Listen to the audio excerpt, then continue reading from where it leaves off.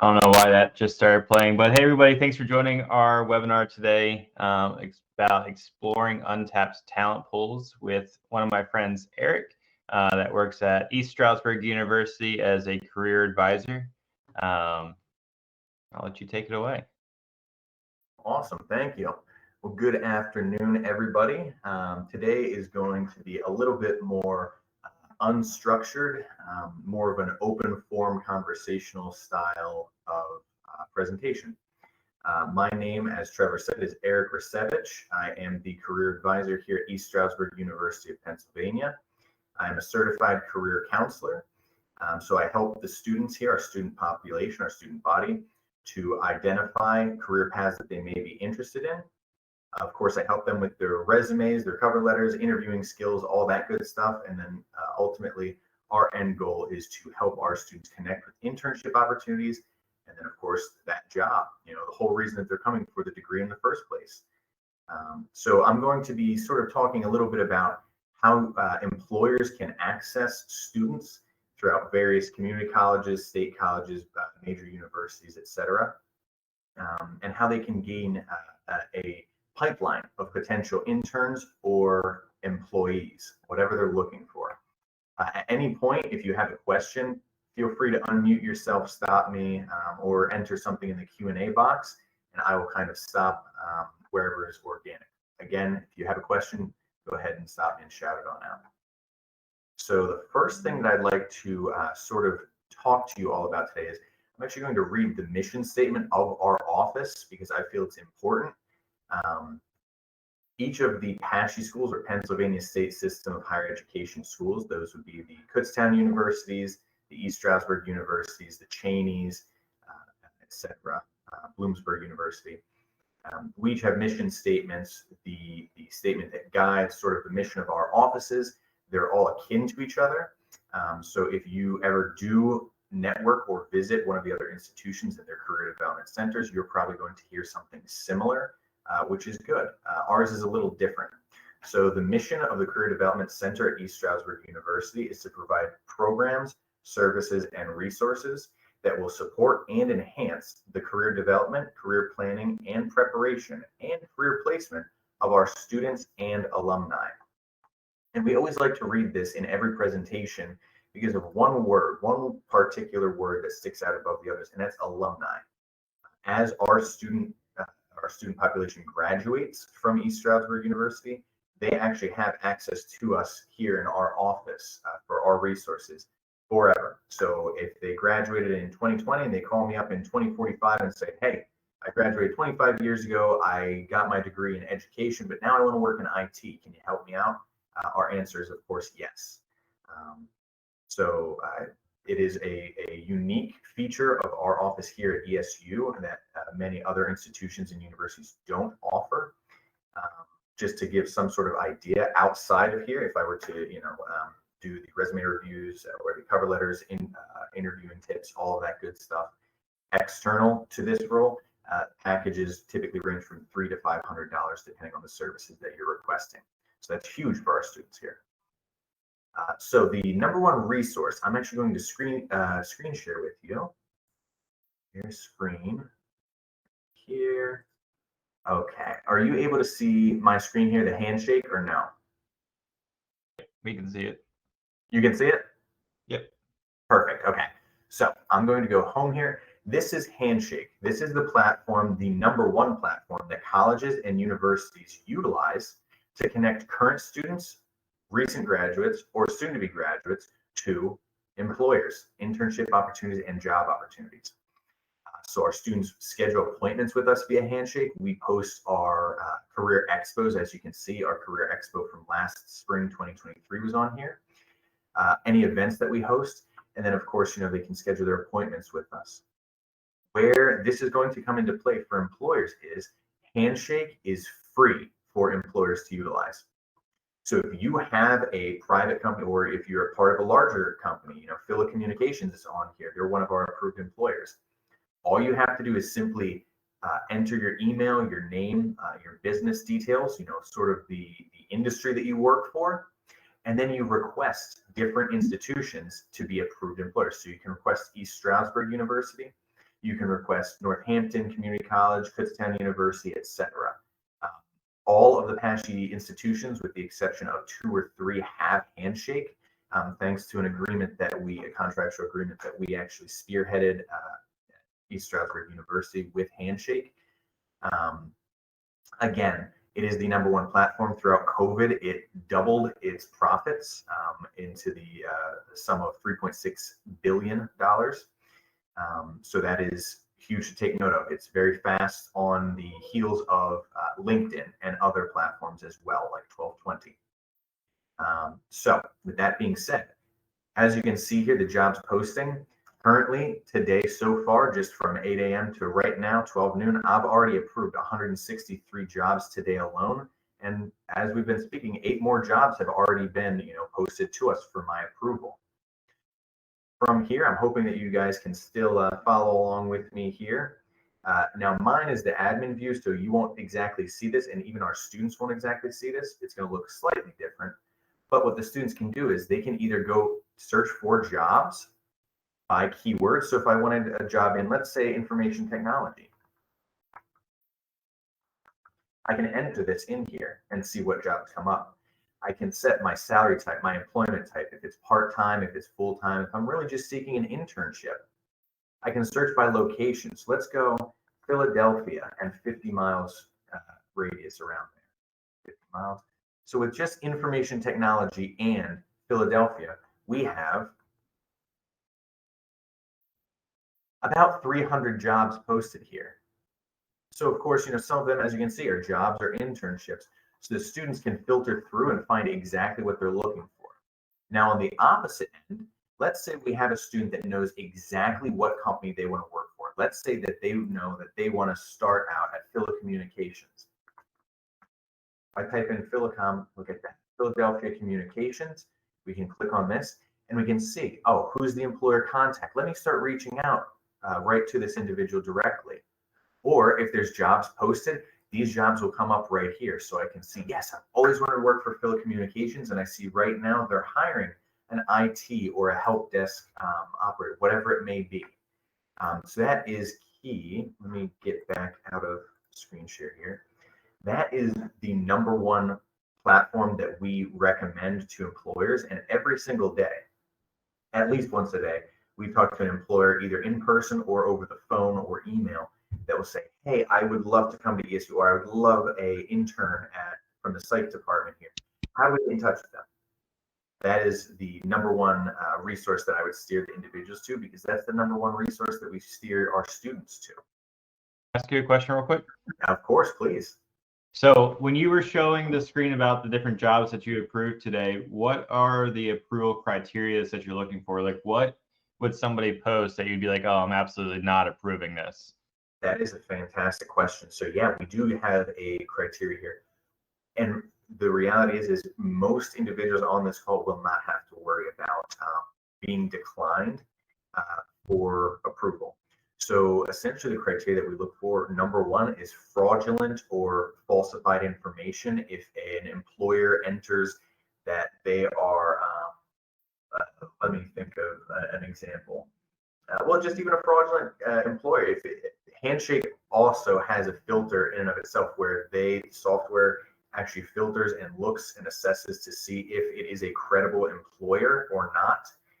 Sometimes things do happen. And, I would say about 2 times a month, we will get a notification that, hey, an employer that you approved, actually, we had to deactivate their account because they were, fraudulent. They were discovered to be fraudulent or falsified. Like a $95 an hour work from home data entry position. Exactly. Yes. Or, even sometimes we'll get positions or employers that really don't fit the criteria for a university level student. So a prime example would be at-home care, right? Those are individuals that might not necessarily need a degree. Now, we do work with caregiving, like Mighty Caregivers is one of our employers that we work with. However, some of their occupations, some of their roles don't apply. An at-home health aide, well, if you're looking for somebody to work from 8 to 5 p.m. because, they need a custodial caregiver, the reality is college age students are going to have classes in that window time. So it's not going to be a strong fit for them. However, there may be alumni that have graduated from the health science colleges or the psychology program that want to have this restorative rehabilitative role. So we would assess that, but I don't foresee any issues from, and if there ever is an issue where somebody got flagged as fraudulent or, hey, you declined me, you can actually request a review and send me a direct message. I've had that happen before. I've had it happen at least twice where I've had individuals that I couldn't find any information based on their employee identification number for their business or for the address that they've given. Perhaps Google has listed them as, permanently closed because they've, throughout COVID, they lost their physical site and they've transitioned to the online hybrid model. So things like that do happen. And they just explain it to me in a message and I say, no problem, approved. So please don't get too bogged down and worried that you might not get approved. As long as you are working for a credible, reputable industry and have jobs that are viable for our student population, you will be approved, no problem. So are your students automatically enrolled in Handshake? Absolutely. Yeah, no worries. Yes, they're absolutely automatically enrolled as part of their tuition here. A small percentage gets taken from their tuition so that they can have access to Handshake. And again, it's a small price to pay because they have access to it forever then as alumni. So once they click that, yes, I'm enrolling at ESU, Handshake generates it pulls from Banner. That's the platform that we use here at the university. It pulls their student name and email and everything and creates that Handshake account for them. All they have to do is just create whatever password they want and use their ESU email as their login, and it's done. We've even got it down to where they can just take their phone and do a quick, QR code and activate their page that way. I did see I have a question that popped up here. So it says here, what is the size/number of alumni that use and utilize Handshake? That's a great question. If I were to run the analytics right now, I would tell you it's in the thousands that have accounts. In terms of how many utilize it, I would safely estimate in the 200 a year. As I mentioned, we do help alumni. So it's important to note too that perhaps somebody just graduated, this past May for commencement, May of 2022, and it's only January of 23 now. Maybe they didn't get that career or that job that they were hoping for. They're still an alumni, even though it's like 6 months, 7 months since graduation, 8 months since graduation. They're still an alumni. Now, keep in mind, there could be individuals, and this has happened. I just worked with somebody a few weeks ago who had graduated in the 80s and is looking for a career change, late in her career, from education into technology in the classroom. So I would safely say about 200 per year we utilize it, whether that's just to have us review their resume or whether that's the whole intensive, I need every service from career counseling to resume review, LinkedIn profile review, and then ultimately to finding that job. But great question. What are some trends that you're seeing with students right now? Like what are they mostly looking for?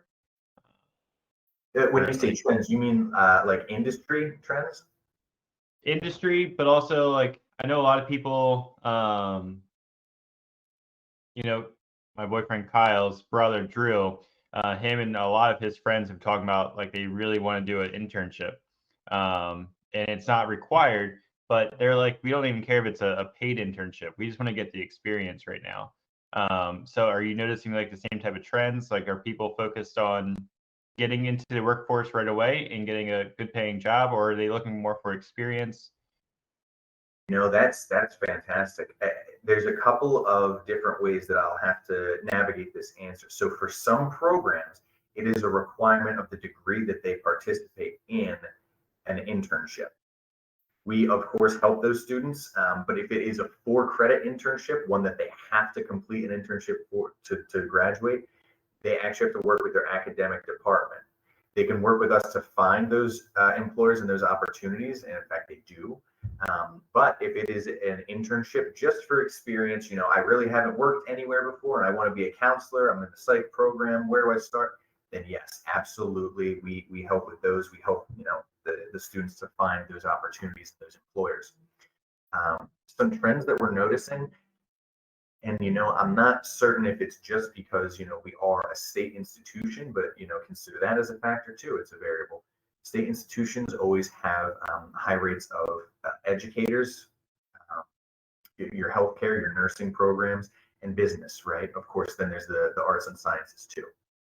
So if I were to break down the arts and sciences, because of course, if somebody goes to school for nursing, they're going to have a nursing position for them. If they're in business, they're going to find that traditionally, pretty much if it's accounting, they can find that pretty easily.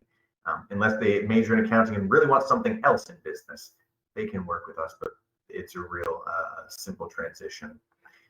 Some other trends, in terms of paid internships. When I had graduated with my master's, it was a requirement to participate in an internship, 700 hours spread across 3 semesters, and it was unpaid. Now we are seeing that, we have such a high demand for workforce and such a low number of applicants or low number of population. Yeah, okay, let's start, and inflation's high, let's start paying for these internships. Universities also have grant departments. So here at my alma mater, Kutztown University, we both have these grant departments that you can actually apply if you are working in an unpaid or a nonprofit type of role. You can apply for up to, I believe it's up to $5,000 for offset, to help you with gas, housing, bill, whatever it would be. And another trend that is, of course, emerging, high on technology and remote or hybrid model positions, whether that's business, whether it's education, whether it's IT. In fact, many IT, as you know, many IT positions are work from home, almost exclusively, even accounting. So we're seeing a rise in trends of the person first employment model, taking into account the specific needs of the workers to make them happy so they have more job satisfaction. A satisfied employee is more likely to stay in a role than an unsatisfied employee. And it costs about, 3/5 of the salary of an individual to hire their replacement. So for somebody that would be making $60,000 a year in a role, as just an example, if they up and quit because they wanted more towards the 70,000, 65, 70,000 range, they up and quit, it's going to cost us about $30,000-$40,000 to onboard, hire their replacement, benefits, everything else. So we do see a employer recognition of that. But great question. So what are some other things employers can be doing to look for this talent? So like, somebody goes on Handshake, they create their profile, they post a job, they might not get responses right away. What are some other things that they can do to reach out to these alumni or students to engage? Excellent question. So the next thing that I would absolutely invite you to or steer you towards, I'm going to screen share again here. Share. And can you see my LinkedIn page here? Not yet. Okay, let me try now. Are you able to see it now? Yep. Okay, perfect. So this is East Stroudsburg University's Office of Career and Workforce Development LinkedIn page. We also have an Instagram page. And as you can see, we post, on-campus positions. We also post, that's mentorship, but we also post when employers come here to campus. So if you follow us on LinkedIn, and if you follow other respective institutions on their LinkedIns, their Instagrams, etc., that's a great way to be in the know of what they're doing. And as well as, it helps us to stop sharing here. It helps us to remember you.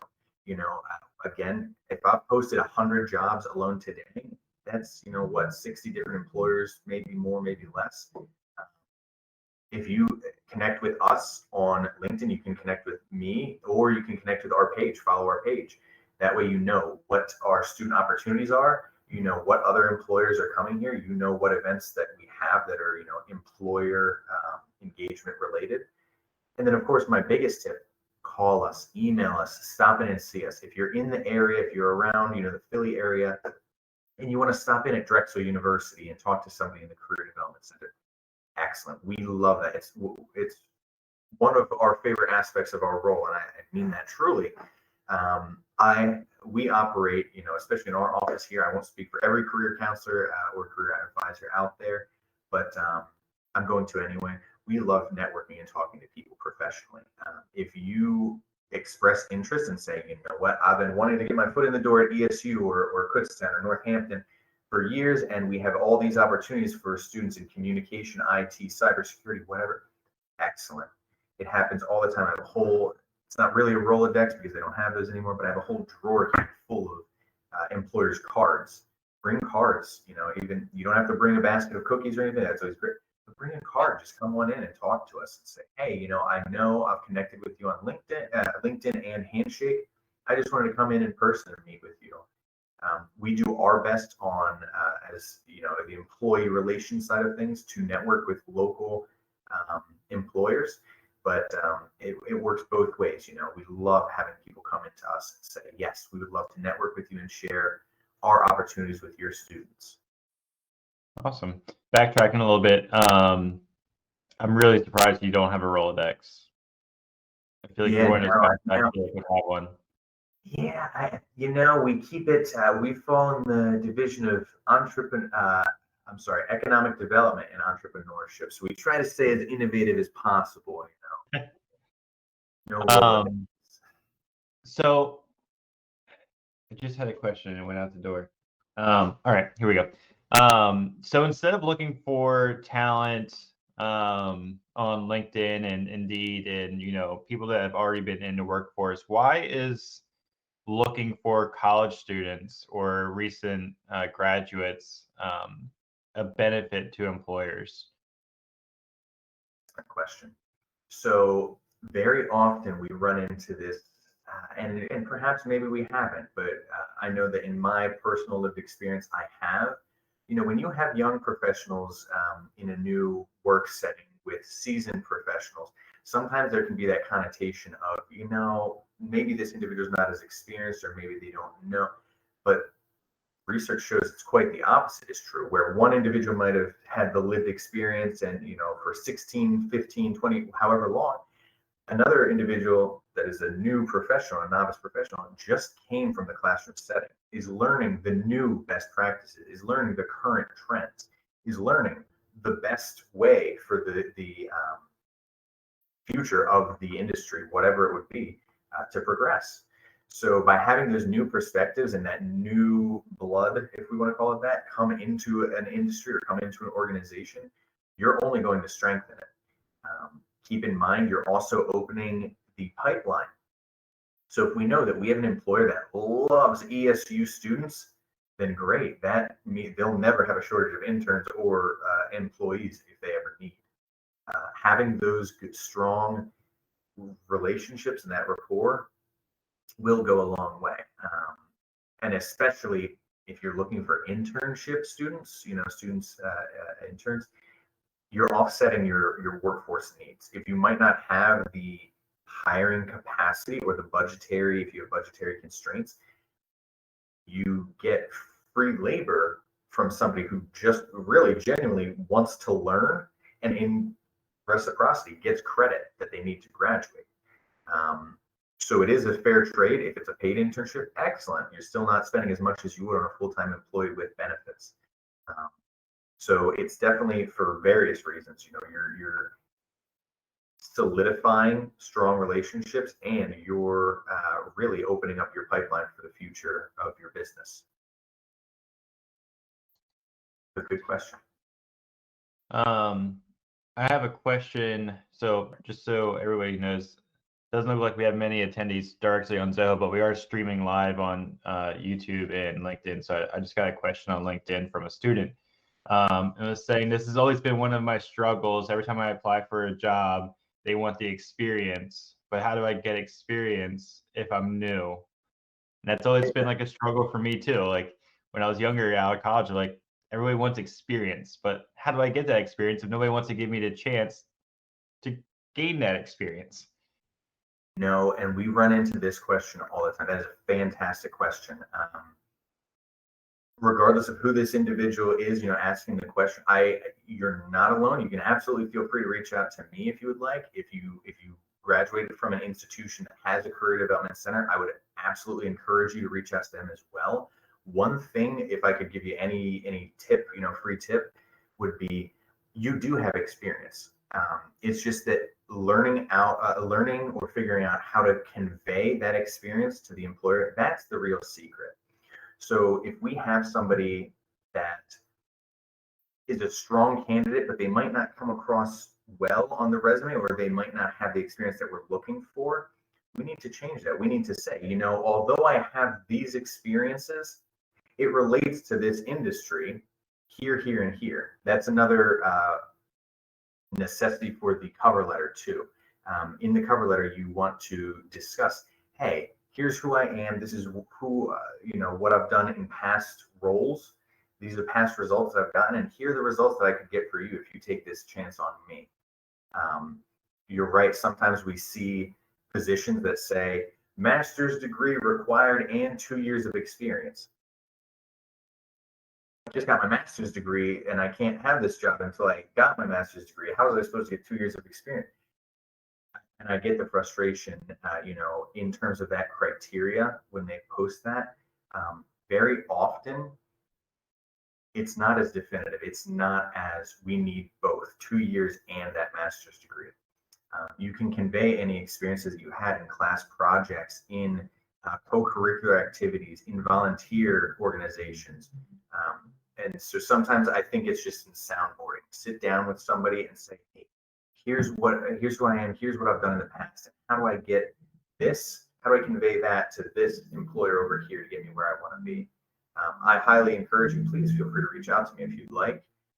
But that's a fantastic question. So I got one more Yeah. on YouTube Sure. from an Eric, actually. Good name. And he says, years ago, online universities such as University of Phoenix were not credible universities. Has this changed? So I think that the stigma that from the past about like online schooling, I think that was carryover from the stigma that surrounds education in general. So where we might look at a high school student that might have gone the non-traditional route and had engaged in cyber schooling or had gone to, PA Cyber Academy. Where if we weigh that any differently than a public school or a private school, or I think it gets hairy. I think that when we look at online universities, people attend these things because ultimately everybody's different. Everybody's very unique. Where somebody might have the luxury of, being able to afford a traditional 4-year school or private institution, excellent. Some individuals might not. They might need, financial aid or scholarships. And some individuals might need, they might have gone the non-traditional route and they've got a family, they work for 12 years and now they're pursuing that degree, and where they can't go to classes during the daytime or afford that traditional in-person schooling. Online schooling has become an option. Another big trend that has changed is even at the 4-year traditional school level, the Harvards, the Yales, even ASHE schools, Kutztowns, East Stroudsburg Universities, online classes are a thing, or hybrid model classes have become a thing.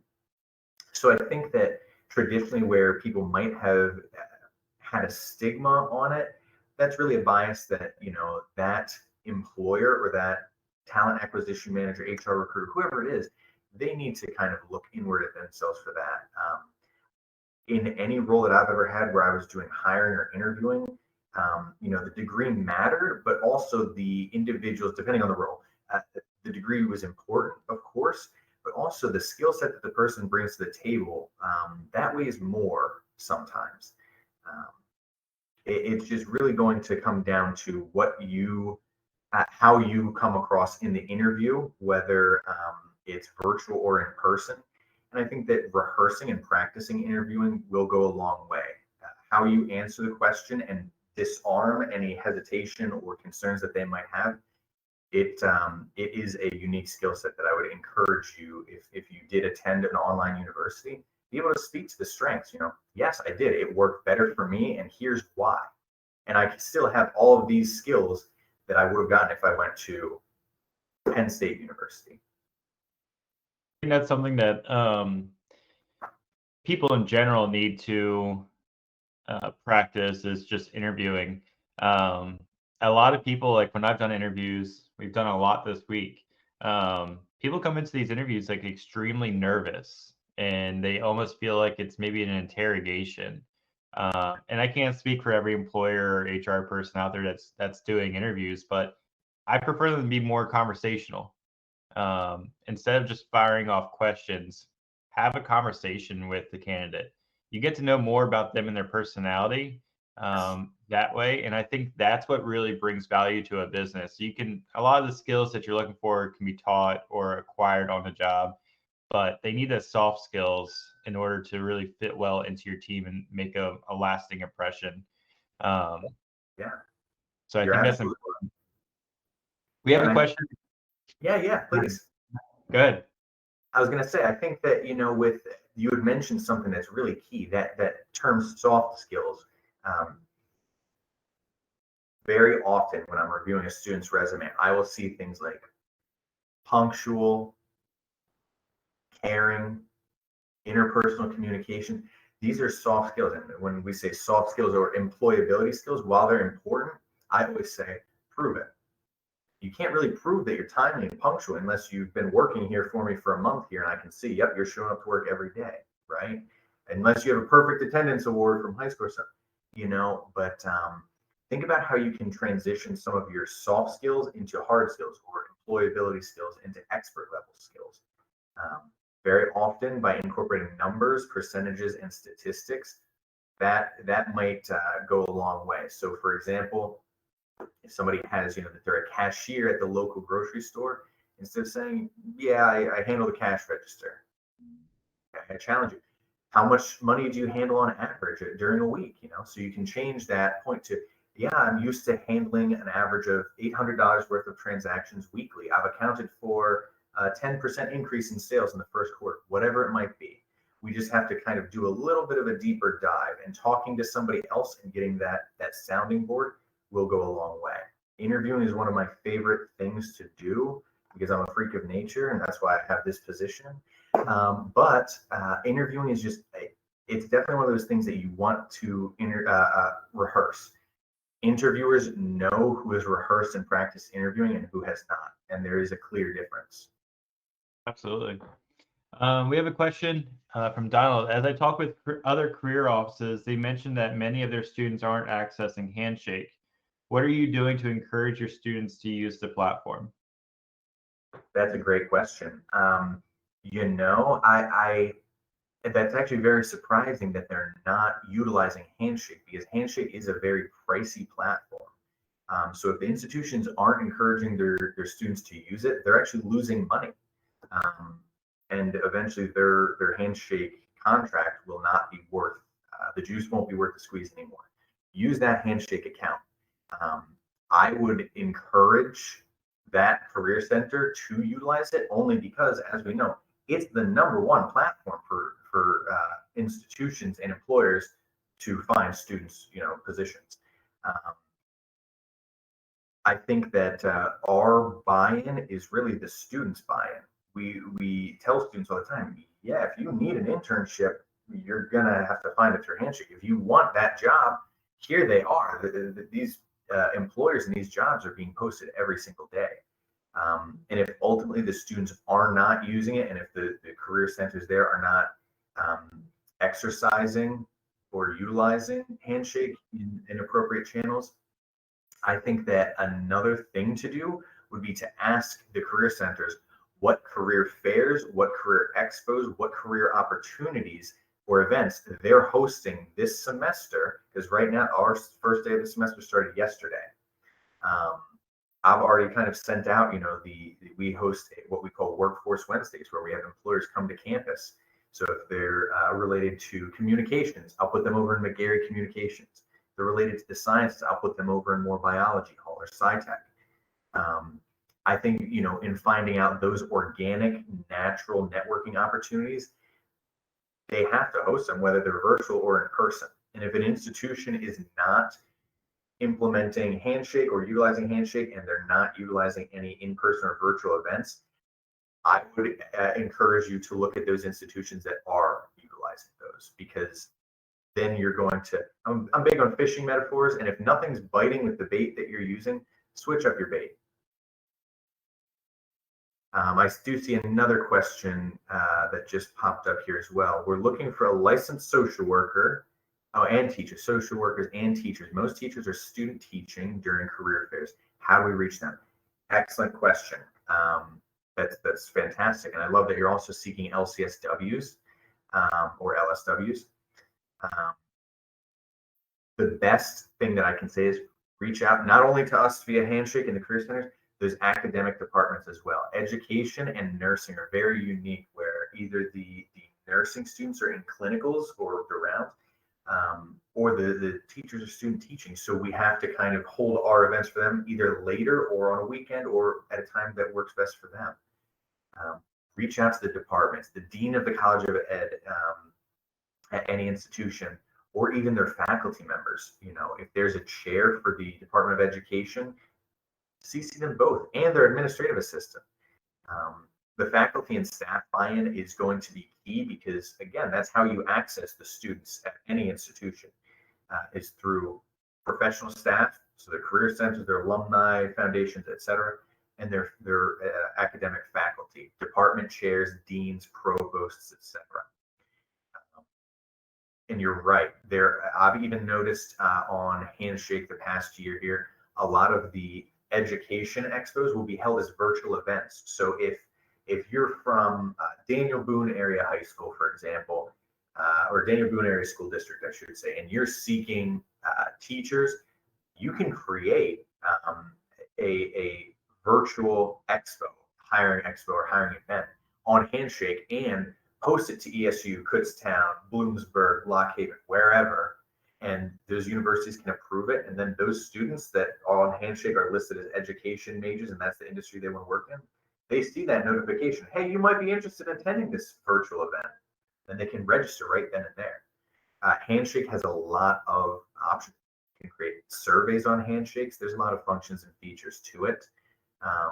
And again, anytime that anybody's ever having difficulty, if they do, create a Handshake account, not only does Handshake offer virtual webinars and seminars on how to, navigate and how to do all the fancy buttons and whistles and bells, but you can also reach out to us, and we're more than happy to help guide you in Handshake as well. Great questions. Any other questions at this time that you're seeing, Trevor? Not at the moment. Yeah, no, I mean, I could talk for hours, but I don't want to do that to you all. But really, I mean, if there's any other questions about accessing students or gaining interns or prospective employees, any questions about anything, from soup to nuts, please, by all means. How often do you guys have like career fairs or expos? Once a year. So it's always going to, there's a caveat to that. I will say in-person ones once a year. Virtual, I would say once a semester. We are trying, because there is a transition away from the traditional career fairs and career expos where you have, Berkshire Hathaway's here, and Philip Communications is here, and Treatment Trends is here, and Pyramid Healthcare is here, and LVH, into industry specific. So, for example, a College of Ed Expo, where we have school districts from all over come. A College of Business and Finance Expo, where we have ADP and a bunch of other different, Morgan Stanley, et cetera, come. So now you're going to see, especially post-COVID, you're going to see very industry targeted or industry specific expos and career fairs. That is also another stone that I would definitely flip over. because you're going to get the buy-in there. Students, for what it's worth, they might pay to attend these expos. And if you're paying, typically you're going to be taking it a little bit more seriously, right? So that's absolutely, I would say once a year for that. There's even some that, again, on Handshake, like for example, Pashy's holding another virtual one statewide. So all of the Pashy schools, all 14 schools, their students will have access to that. I know we do job fairs somewhat often.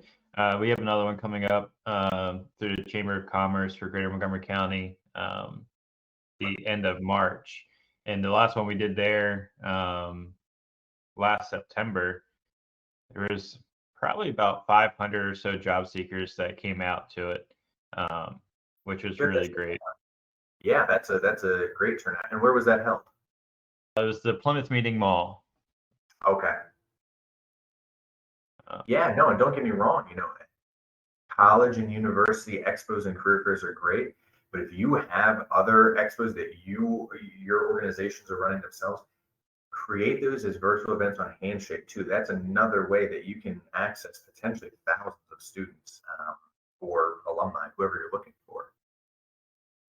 Absolutely. We got a lot of applicants then. It was a great turnout.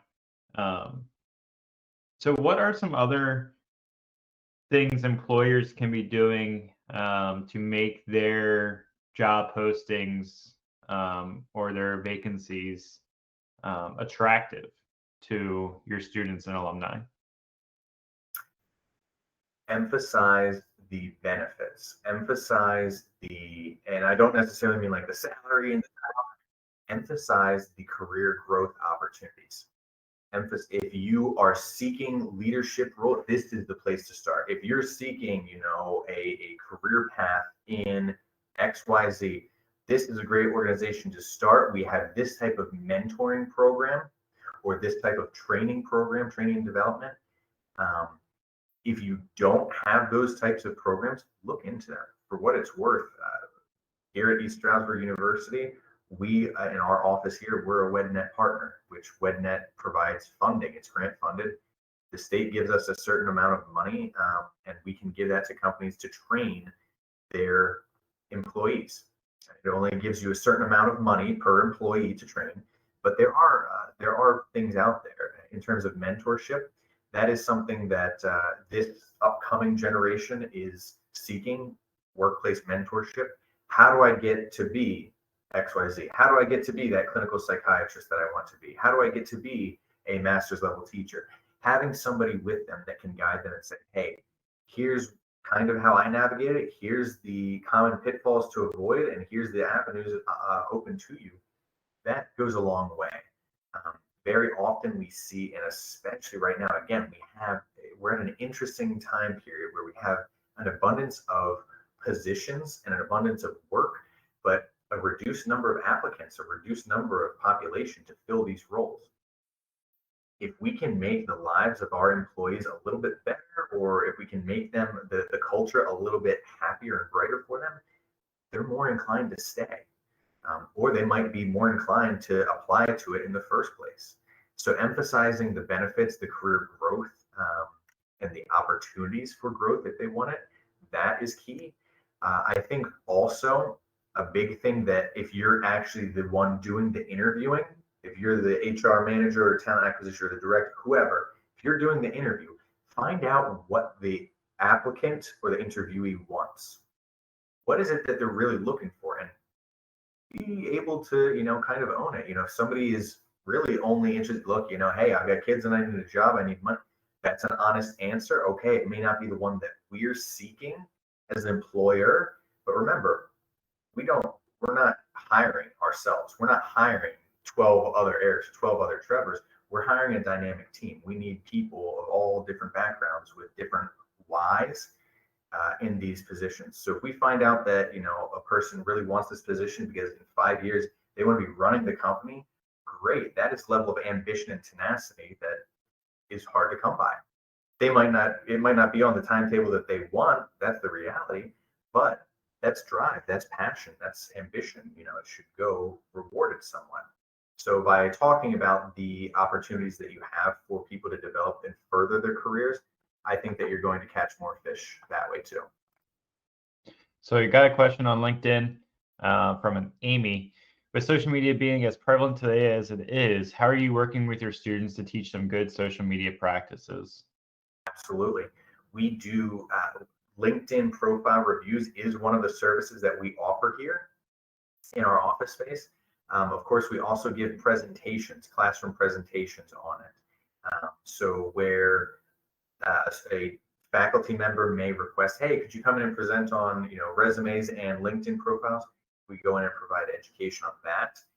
Every student that I personally meet with, I do check their LinkedIn. I connect with them on LinkedIn, and so that they always have access to us and our resources, so that they're aware of what's going on from our offices and our employers, but also so that we can kind of keep a pulse on what they're doing too.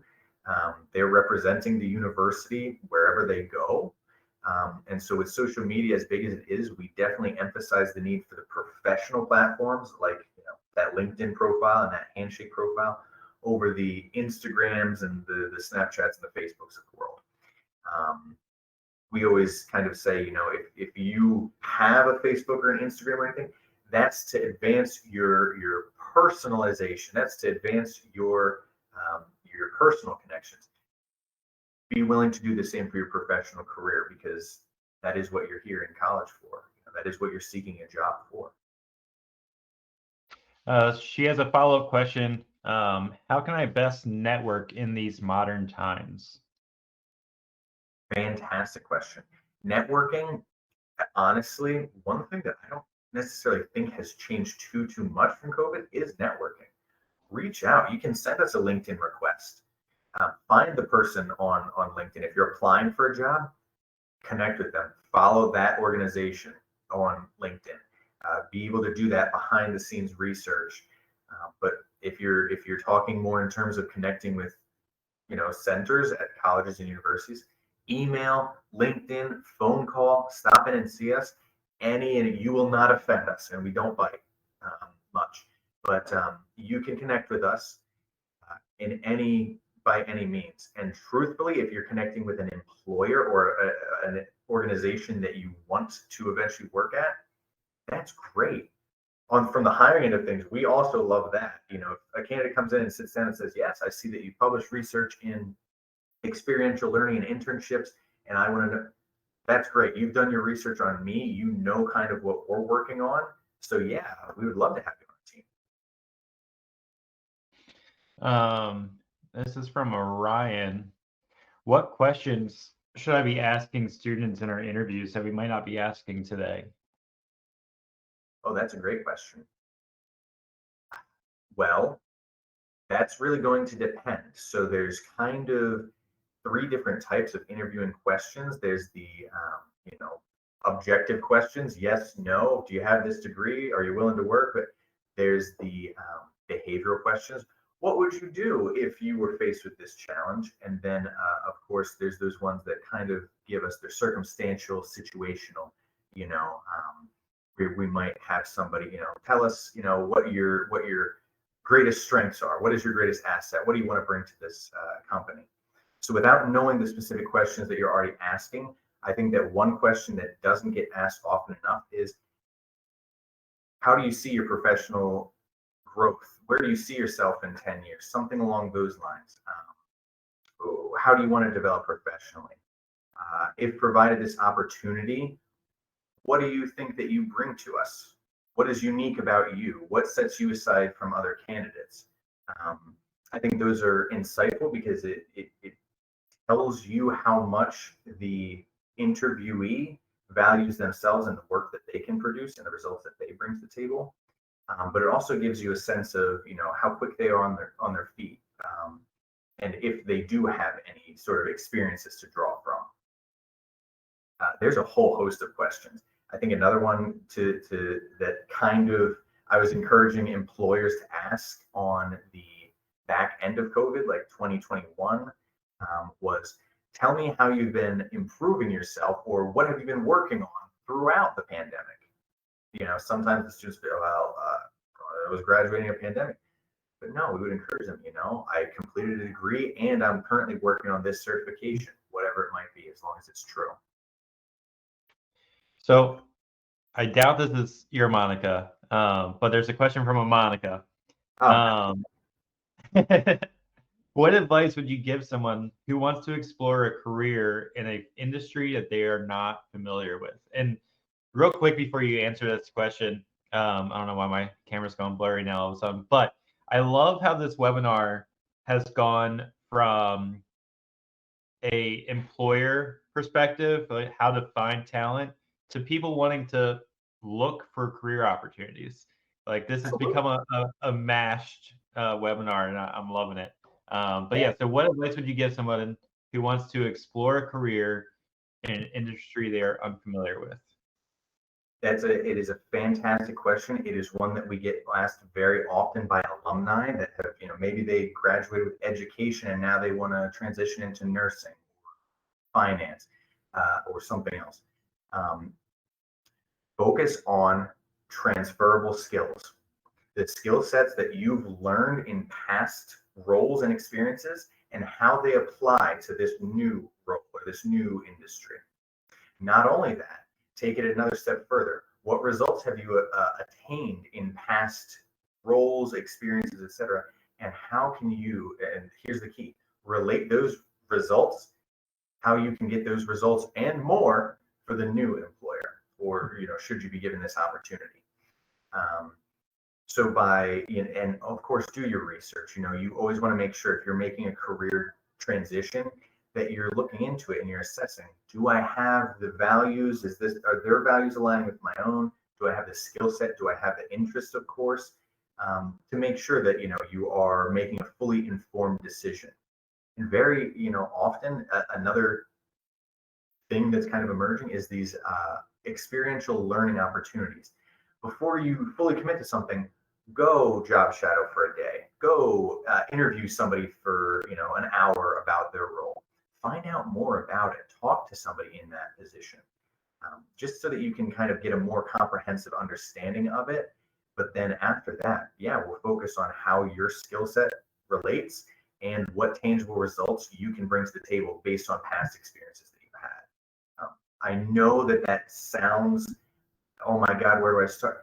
But realistically, once you sit down and again talk to somebody else, to soundboard, um, you will start to connect the dots very quickly once you do hear what you've done out loud. And I'll have students that come here and say, like, oh my God, I didn't even think about this until you just said that. And it's true, having that other person's perspective and saying, oh, it sounds like you did a lot of this, this, and this in this role, actually. And then they kind of have that aha moment. But that's my recommendation. I did just want to say real quick here, Trevor, I do have a meeting at 1 here. So if there are more questions or if I don't get to answer them all, please, by all means, anyone and everyone can feel free to connect with me on LinkedIn, or send me an email at my email address. Give me a call, whatever you need. Absolutely. At the end of the video, when the webinar is over, this will be posted to our YouTube channel as well as our website and social media. I'll make sure that Eric's contact information is on there. I think also real quick, back in high school, we did the job shadowing days where you go and shadow your parents or something. I think that's something that we should bring back, but for adults.